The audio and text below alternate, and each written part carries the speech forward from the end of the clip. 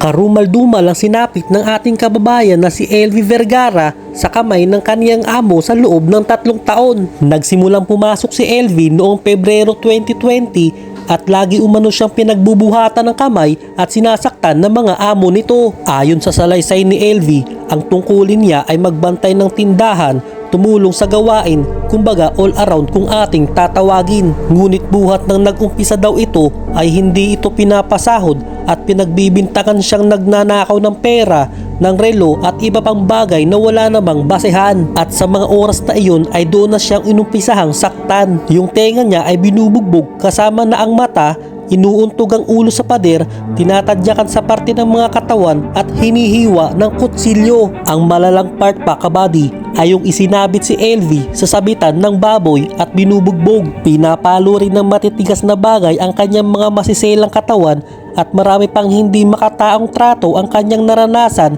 sa kamay ng kanyang mga amo. Dahil sa mga pambubugbog ay nagtamo si LV ng mga hiwa at pasa, nabungi ang kanyang mga ipin dahil sa ginawang punching bag ang kanyang mukha, at ang pinakamalala ay ang sinapit ng kanyang mga mata nang tuluyang mabulag ang kanyang kaliwang paningin at halos liwanag na lang ang nakikita sa bandang kanang mata. Gayunpaman, inilihim ito ni LV sa kanyang mga kamag-anak ang mga dinadanas nito sa kamay ng kanyang mga amo, at sinasabi sa mga ito na ayos lang umano ang lagay nito sa poder ng kanyang mga amo.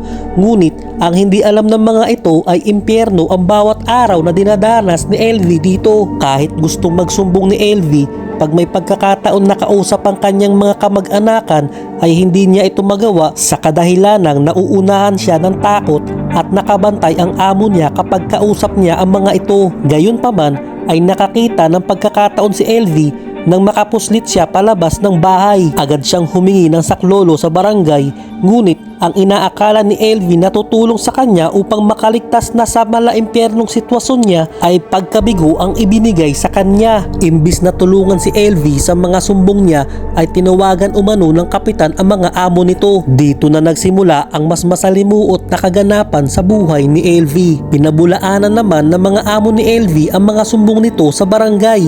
Buhat nang makauwi si LV sa bahay ng kanyang mga amo ay akala nito na okay na ang trato sa kanya. Ngunit makalipas lang daw ang ilang araw ay balik na naman daw sa dating gawi at tuloy-tuloy ang pamamaltrato na ginagawa sa kanya. Sa isang linggo, 3 araw lang siya pakainin, at take note, kabady, tira-tirang pagkain pa ito. Sa tulong ng kapwa kasambahay ay nakahingi ng tulong si LV, at sa pamamagitan ng isang social media platform ay nakahanap sila ng isa sa mga kapatid ni LV.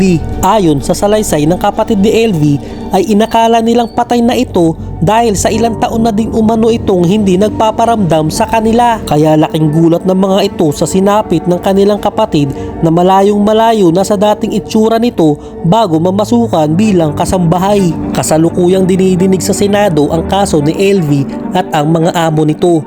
Paano naaatim ng mga ganitong klase ng tao na mangmaltrato ng kapwa na animoy akala mo hindi tao ang kanilang kasama sa tahanan? Ating antabayanan, kabady, ang kahahantungan ng kasong ito, at sana ay makamit ni LV ang hustisya ngayong nakikialam na ang Senado sa usaping ito.